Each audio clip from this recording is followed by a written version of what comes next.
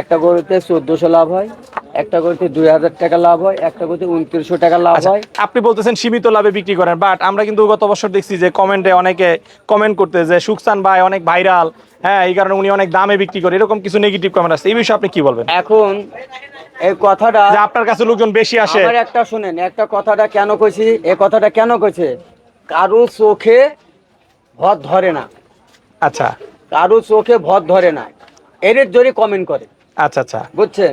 কিভাবে নিচে ফেলবো এইটুকু চেষ্টা করে, তো কমেন্ট করলে তো আমার কোনো যায় আসে না ভাই। আচ্ছা আমি লাভ করি কম। আচ্ছা, আমি কম যদি লাভ করেন। বেশি করতাম। আচ্ছা, এখানে আশেপাশে অনেক লোক আছে, আমরা কি সবাইকে একটু জিজ্ঞাসা করবো? হ্যাঁ ধরেন। এই সুকচান ভাই কি আসলে কম লাভে গরু বিক্রি করে? আচ্ছা আচ্ছা, 70 হলে ঠিক আছে ভাই, আপনি বলতেছেন 82, ওইদিকে বলে 70। ওই Viewers, একটু আগে একজনে বললো যে পাশ দিয়ে যাওয়ার সময় যে 70 হলে ঠিক আছে, আসলে কি 70 ঠিক আছে না 82 ঠিক আছে? আপনারা একটু কমেন্ট করে জানাবেন, আপনাদের উপর ছেড়ে দিলাম। তো সুকচান ভাই চলেন এর পরের গরুটা দেখাই। আচ্ছা, একদম সব দেশি গরু, অরিজিনাল দেখি। কুষ্টিয়ার গরু। হ্যাঁ, আচ্ছা, এটা কয় দাঁত? এটার দাম চাইছি 1,05,000।